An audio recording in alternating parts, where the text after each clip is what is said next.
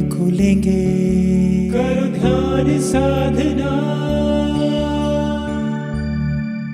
मर्यादा पुरुषोत्तम श्री राम का दिव्य जीवन चरित्र। शिक्षा दीक्षा।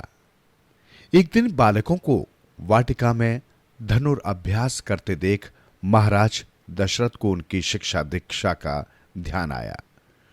उन्होंने उसी समय मंत्री सुमंत को बुलाकर कहा कि चारों राजकुमारों को शिक्षा दीक्षा के लिए कुलगुरु वशिष्ठ के आश्रम में छोड़ाओ।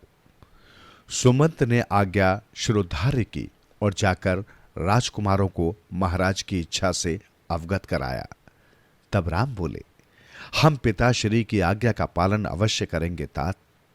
तो फिर आज अपनी माताओं से आज्ञा ले लें, हमें कल सुबह ही यहां से प्रस्थान करना है। ऐसा कहकर आर्य सुमंत वहां से चले गए। चारों भाई शाम ढले तीनों माताओं के पास पहुंचे और उन्हें पिताश्री की इच्छा से अवगत कराकर शिक्षा दीक्षा के लिए जाने की अनुमति मांगी। पुत्रों के बिछोह की बात सुनते ही तीनों माताएं उदास हो गई। उन्हें लगा मानो महाराज ने पुत्रों को आश्रम भेजने की बात कहकर उनके कलेजे से दिल निकालने की आज्ञा दे दी हो, किंतु कुल की मर्यादा और बालकों के भविष्य को देखते हुए उन्हें शिक्षा दीक्षा हेतु जाने की आज्ञा देनी ही पड़ी। ये क्षण तीनों माताओं पर बड़े कठिन गुजर रहे थे। दूसरे दिन प्रातः माताओं एवं पिता ने बालकों को आशीर्वाद देकर मंत्री सुमंत के साथ कुलगुरु वशिष्ठ के आश्रम भेज दिया। साधारण वेशभूषा में चारों राजकुमार कुलगुरु वशिष्ठ के आश्रम में आ गए। कुलगुरु ने उन्हें शिक्षार्थियों की भांति नियम आदि बताकर चारों राजकुमारों को अपनी शरण में ले लिया। चारों भाई गुरु आश्रम में रहकर शिक्षा ग्रहण करने लगे। वे गुरु की सेवा करने का कोई अवसर न चूकते थे। कुछ ही समय में चारों भाई वेद वेदांतों में निपुण हो गए।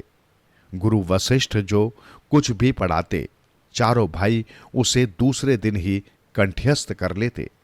उन्होंने चारों राजकुमारों को वैदिक, नैतिक, आध्यात्मिक एवं राजधर्म, सेवा धर्म आदि की शिक्षा देकर पूर्ण नीतिज्ञ एवं शिक्षित कर दिया।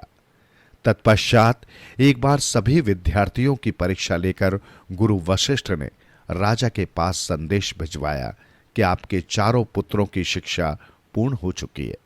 अब शस्त्र विद्या सिखलाने के लिए आप उन्हें आश्रम से बुलवा लें। गुरु वशिष्ठ का संदेश प्राप्त होते ही महाराज दशरथ और तीनों माताएं अपने पुत्रों को देखने एवं मिलने के लिए बेचैन हो उठी। महाराज दशरथ ने उसी समय मंत्री सुमंत को बुलाकर कहा, आर्य, कुलगुरु वशिष्ठ के आश्रम से संदेश आया है कि चारों राजकुमारों की शिक्षा पूर्ण हो चुकी है। वे चाहते हैं कि अब राजकुमारों को शस्त्र विद्या के लिए वहां से वापस बुला लिया जाए। अतः तुम द्रुत गति का रथ लेकर जाओ और चारों राजकुमारों को ले आओ।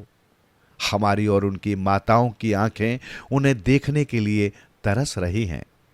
जो आज्ञा महाराज, कहकर सुमंत जाने लगे तो महाराज ने पुनः कहा, और हां, हम उन्हें राजसी वेश में देखना चाहेंगे।